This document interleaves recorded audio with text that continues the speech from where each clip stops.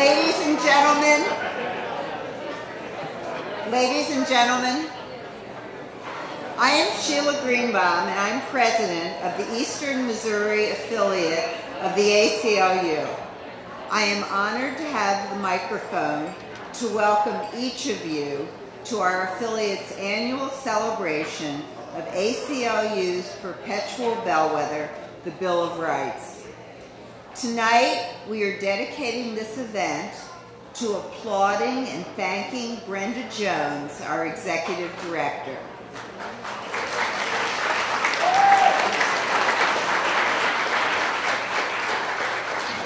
Brenda has announced her retirement from her position effective at the end of this year.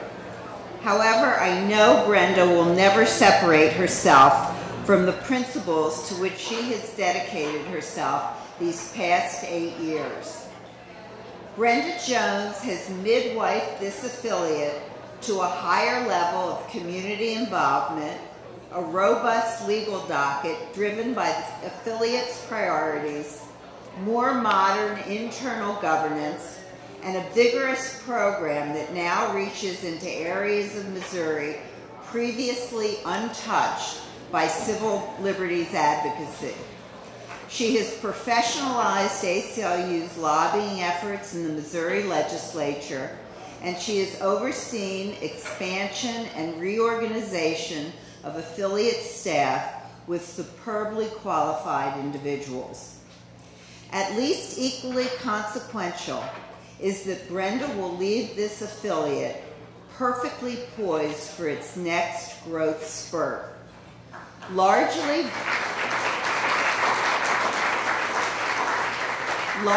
based on National ACLU's confidence in Brenda, our affiliate was designated to participate in the Strategic Affiliate Initiative, the SAI. Thus, our new growth has been encouraged and largely financed by national funding. Our business plan under the SAI calls for us to develop greater financial resources locally, and the development staff is gearing up. Brenda has set us on a course to think bigger, or in some instances, just better, as we go on to penetrate populations in Missouri that emit sometimes silent screams for constitutional principles to be followed. Finally, Brenda has been a mentor and a role model to numbers of people, a terrific spokesperson for the affiliate, a good sport, and a good friend to many, including me. I thank Brenda on behalf of all the lay leadership, current and past. I now call on others to help show the richness and the depth that Brenda has brought to us. And we'll start on behalf of Congressman Lacey Clay. Richard Schwartz is here to present a proclamation.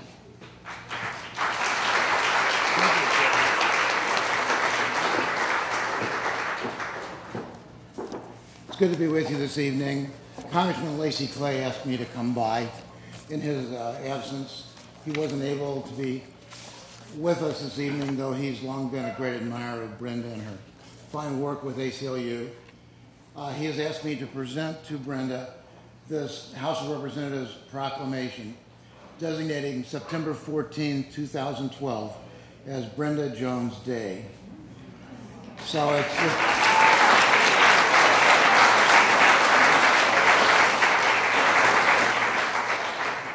I'll spare you the complete reading of the proclamation, but I'm sure it will be available if any of you care to peruse it later. Thank you so much.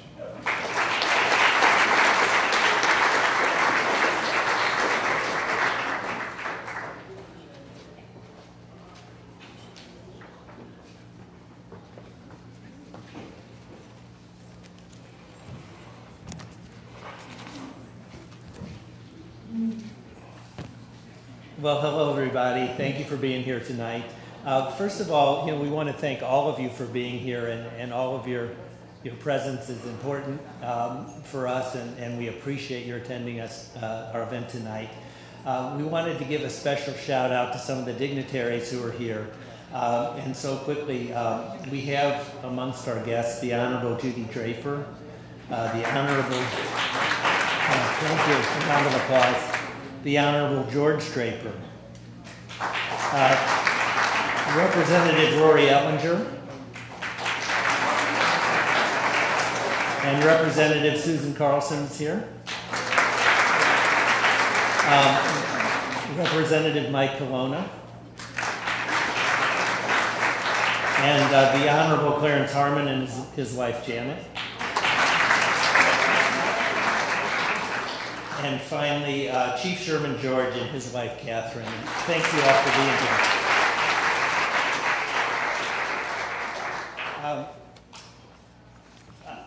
I was asked to introduce Brenda, and the staff got together and thought about what would be most appropriate and what could we give as examples of Brenda's work that would really represent what it is that she brings to the organization, what captures her commitment to civil liberties and her particular perspective on civil liberties, and what has that meant to the ACLU. So we thought through some of the important cases and causes that we've worked for over the years and decided to pick one that we thought captured it. You might have heard about Heather Ellis. This got to be kind of a national story. She was a young woman, is a young woman, who lives in Kennett, Missouri, a small town down in the Boot Heel, right near the Arkansas border. And Heather committed the horrible act of cutting in line while she was in the checkout line at a Walmart store in Kennett. Really, she didn't cut in line. She and her cousin had kind of divided up the duties and were seeing which line would move quickest, and his line moved quickest, so she went over there. Well, things really escalated between her and the checkout woman. Why did they escalate? Largely because of the disregard that people of color constantly get in Kennett, Missouri. And before long, the police were called in. And Heather was asked to leave the store. She just wanted to pay for her merchandise and leave, and which she did. But on the way out of the store, the police couldn't resist making a remark saying, you ought to go back to the ghetto. And Heather responded by saying, you ought to be out arresting crack dealers instead of harassing people like me.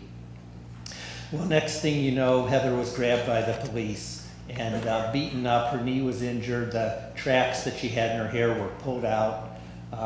She was arrested and taken to the jail. Her mom pulled up just at the jail when she was yanked out of the police car and slammed into a door. She suffered some serious knee injury, plus the humiliation and agony of having to go through that. And then on top of it, were the police accused of police abuse for an incident like that, or was Heather the one who ended up with the consequences? She was facing 15 years in jail for supposed resisting arrest.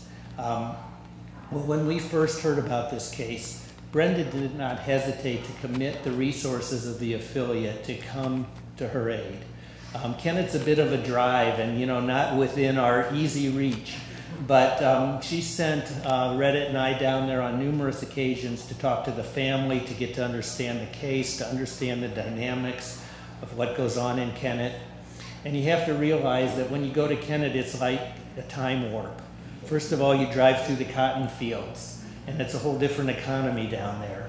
And it's like stepping back into the 50s in terms of the social structure and how the people of color in that community are treated. So we committed, thanks to Brenda, large amounts of resources and time and energy to Heather's case. We made those many trips, and then when it came time for her criminal trial, well, we helped her find an attorney, first of all. She ended up with very good representation. And then when it came time for her criminal trial, 3 of us from the staff, Brenda and Reddit and I, went down several days in advance and then stayed through the trial.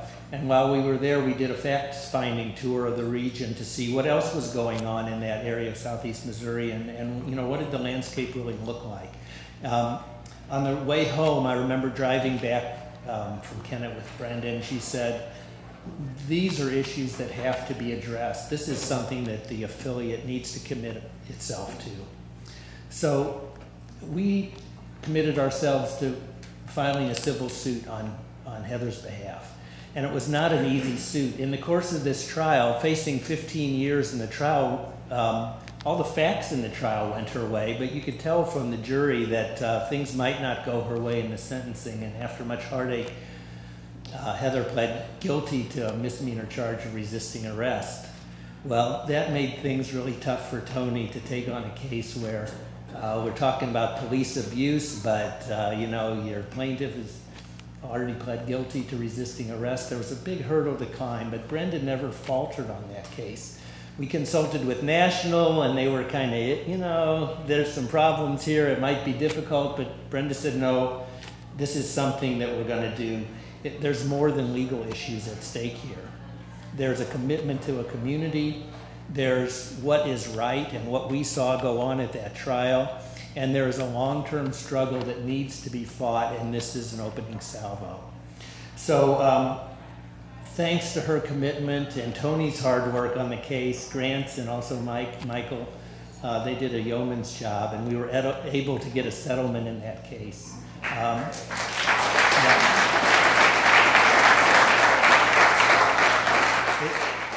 It was an important vindication to Heather, who had had her life seriously disrupted. Her education was disrupted. She had to deal with her injuries and the humiliation and the fear of living in that community with those police officers. So we felt like we achieved a victory and a vindication for her through that. And I wanted to kind of step back and say, well, why was that possible? Why was that success possible? Well, first of all, Brenda has overseen the creation of a program department which gave us the capability to go down there and do that kind of work. She's the one who made it possible for us to be an SAI affiliate and go through the expansion that we've gone through and have that capability. It's great to have the commitment, and it's, you know, #1 essential item, but you also have to have the capacity, and she's built that capacity. She's also created a climate in the Office of Cooperation and Working Together, so that this went from being a program issue and an organizing issue to a legal issue very seamlessly. And the various departments in our office work that way because of the tone that Brenda set, the staff that she's hired, and her focus not on, you know, petty personal problems or inter-office gossip or that kind of thing, but the focus on the work and the cooperation and getting things accomplished. The other thing that Brenda, I think, has really brought to the ACLU is a commitment to inclusiveness. So the ACLU has a long history of great work on defending of the Bill of Rights, but there are people who don't have access to the ACLU, who don't have access to resources to fight those battles, who have been left out for one reason or another in that long and glorious ACLU history. And Brenda has brought a sense of those folks and the importance of reaching out to those people, to making contacts, and to giving them a vehicle so that they have access. She's opened the door for justice to countless people in the St. Louis area and throughout Eastern Missouri. Sometimes, you know, when you talk about reaching to the underserved, it sounds a little bureaucratic. But the other thing that I think is even more important is that Brenda has brought a sense of passion and a sense of humanity to these issues, so that when we see cases like Heather, it's not just we're fulfilling some mission, we've got a job to do, this is a community we've targeted. These are people who are suffering, who need help, and that, I think, is always in the forefront of our minds because Brenda's brought that kind of leadership to the organization. So, Brenda, if you can come up, I'd love to present you with the award.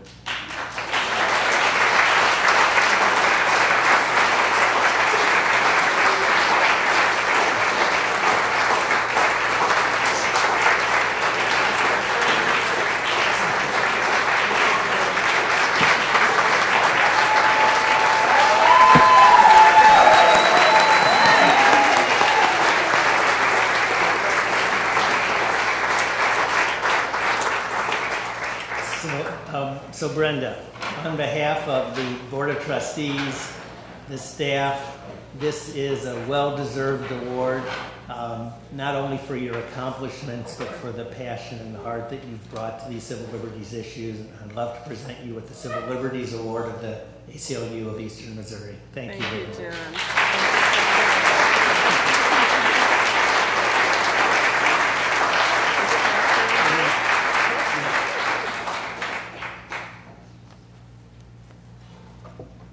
Well, my goodness. I thank you all so much.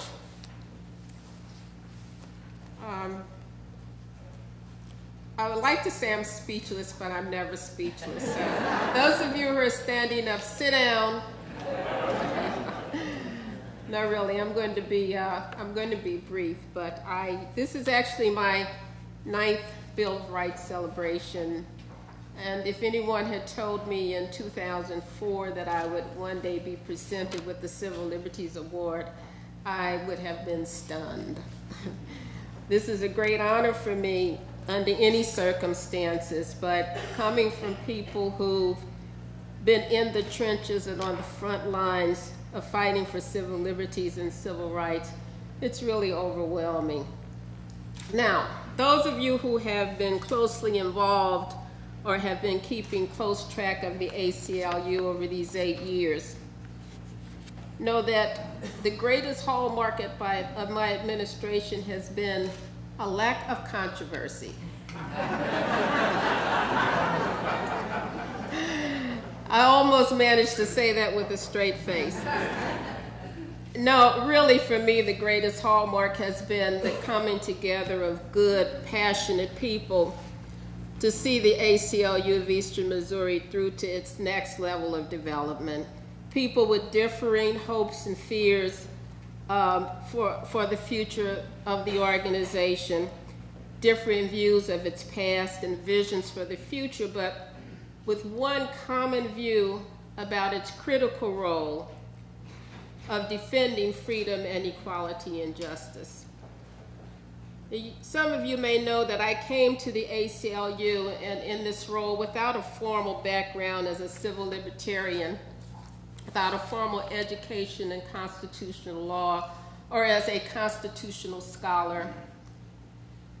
And on some days and a number of sleepless nights, I asked myself, does this organization really need me? And if so, why?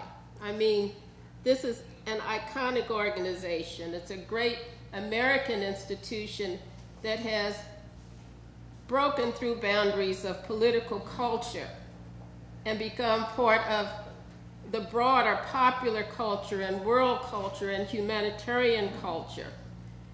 This has been intense, one of the most intense and rewarding jobs I've ever had. But mostly it's been a challenge, trying to slow the pace of the erosion of civil liberties in America and the escalation of assaults against basic constitutional rights. Muslims are being singled out more and more for religious and cultural and racial persecution.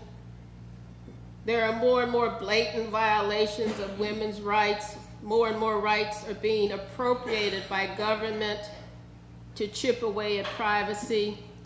There is the dogged denial of equal rights and basic fairness for people based upon their sexual orientation. There's a growing underclass of Americans in prisons, too many of them there because of who they are rather than what they've done. It gives credence to a theory espoused in a recent book. If you haven't seen it, you might want to pick it up, called The New Jim Crow. And it's actually written by a former ACLU lawyer, Michelle Alexander. This book makes a very strong case for the idea that the extreme over-incarceration of African American men and women through the so-called war on drugs has actually replaced Jim Crow as a system for resubjugating black people just like Jim Crow was put in place to resubjugate them when slavery ended. That's an amazing concept, an amazing concept. But I won't go on with the list because I'd be preaching to the choir. Suffice it to say that the ACLU will not work its way out of a job in the lifetime of anyone sitting in this room.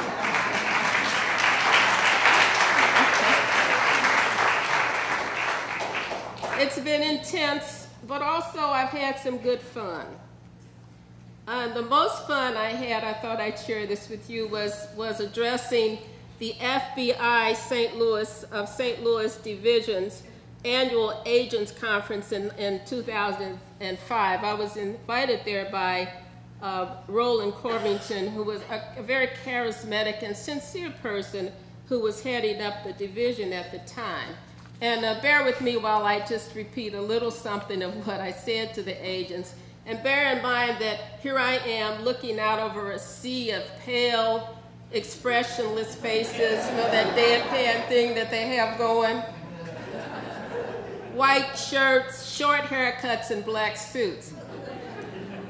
So I started up, I said, "Good morning. Let me begin as I do whenever I address a gathering of citizens, by inviting each of you to contact the ACLU of Eastern Missouri if you find or even suspect that your civil liberties have been violated."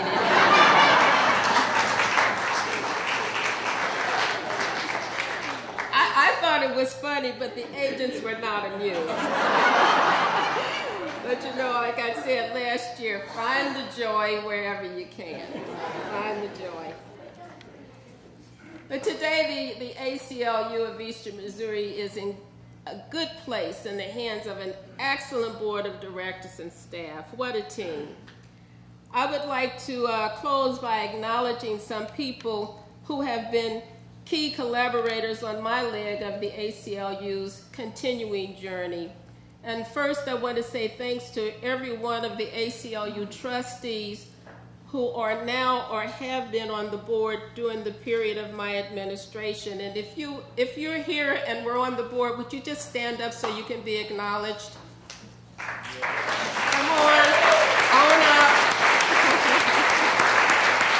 Thank you very much.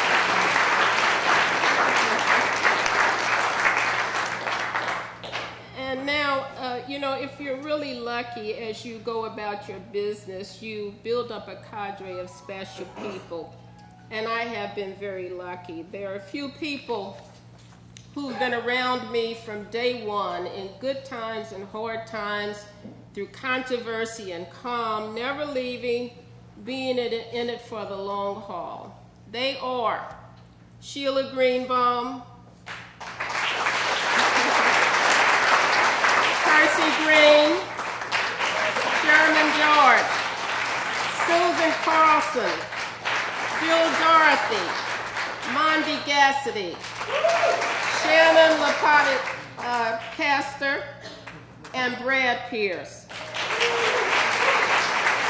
Don't get me wrong, I've had a helping hand from many, many more people than these few, but I can honestly say that there have been times through the years when if these folks had blinked, I wouldn't be here tonight.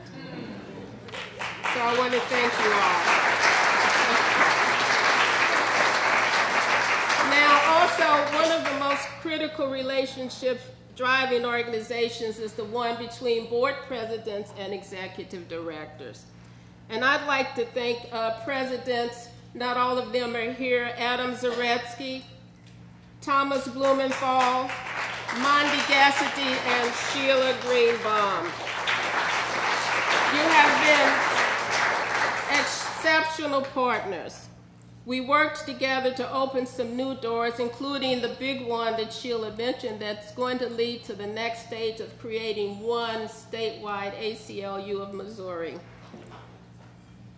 Thank you for understanding that when you are 5 feet tall, black, and a woman, you sometimes have to emote a bit get people to listen to you. Thank you for understanding that diversity does not end with getting a person of color or a woman into the position. That's when the work of diversity really begins. Thank you. Thank you. Thank you for understanding that change and flexibility need not betray mission. That we are stronger when we line up based upon what's right rather than on who's who. Thank you for all of this and for all of your hard work.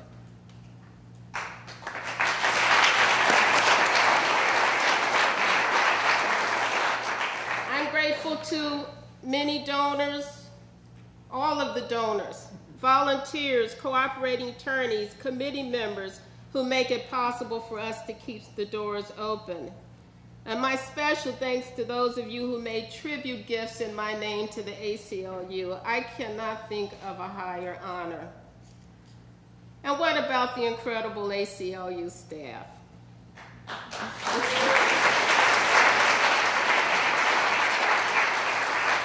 John Chasnoff, Joan Cheney, stand up. I want the staff to stand up when I call your name so folks can see you. John, Tony, Joan Cheney in the back, Development Director, Reddit Hudson, Grant Doty, is Grant here? Grant Doty, Debbie Reed, Debbie may be outside, oh no, she's back there, and our two new people, Diane Below and Ryan Paris, who just recently joined the staff. And I want to say to them, I am very sorry, guys. You'll just have to find someone else to take all the credit for your good work in the future. I'm not going to do it anymore. And finally, I want to thank some people who never refused to hear me out when I reached the heights of my venting and overreacting. But then, what are families for? So please stand when I call your name, and yes, you do have to own up in public to being related to me. Earlene, my sister, my teacher, my biggest supporter, my best friend. My wonderful son, Kareem, the love of my life. Stand up, Kareem. Stand up so they can see how handsome you are. He just hates when I do that. And ladies, before you pounce, be sure you want me as a mother-in-law.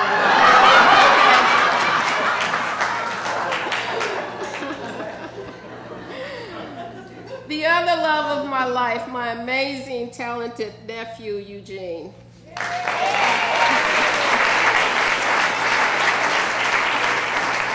My cousins, Linda and Sharon, stand up, ladies. They look very, let me tell you, they look very savvy and smart today, but I used to beat them up when our mothers weren't looking. My cousins, Ray and Natalie, stand up. You may remember Ray as the extremely talented guy who brewed Ray Hill beer and won awards for making his own beer company, Ray. My cousins, Loretta and Mark Kelly. Loretta and Mark, thank you. And also my cousins, Rosalind and Levance, who, let me tell you, never miss a chance to lift my spirits and make me believe that I am better than I really am. Thank you so much for always being there for me. I have never fully answered my own question about whether, or why the ACLU really needed me. But you, in this room, have always encouraged me to keep at it. I've done my best to be a good steward of the organization, to rise to the task of keeping it strong and moving forward and nurturing it and growing it and putting it on a path to sustainability. As I retire, I will go on to other challenges, but I will always be an ACLU member, supporter, and friend. Thank you.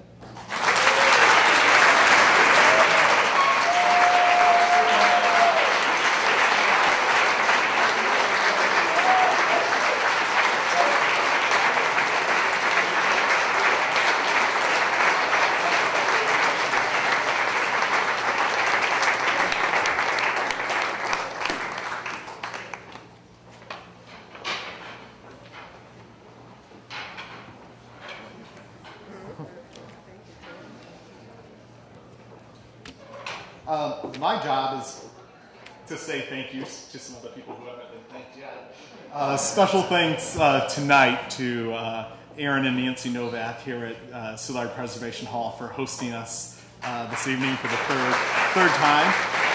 And a special thanks to our food and beverage sponsors, which are Herbie's Vintage 72, Flacco's Cocina, the Royale, Park Avenue Coffee, and Pickles Deli, with our, and especially Tim and Sean from Pickles for coordinating all the restaurants for donating their food tonight. If you haven't visited the photo booth, please do.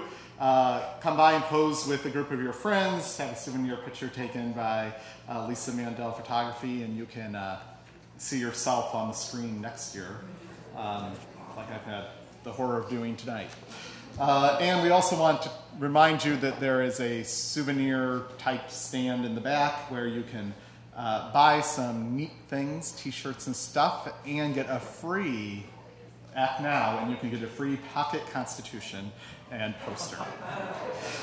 So we want you to stick around, enjoy, there's still food, the bar is going to reopen, and are you going to say something else? Bill from the Board of Education. Oh. And so would you introduce him as well? Okay, I'll do that. Tell him my apologies. All right. John made a mistake. In announcing the dignitaries, he forgot to mention Bill Haas from the Board of Education. All right. So back on script, we want to thank you for coming to the 41st Annual Bill of Rights celebration, and we're going to bring Bridge back out here for some more music. Thank you for coming.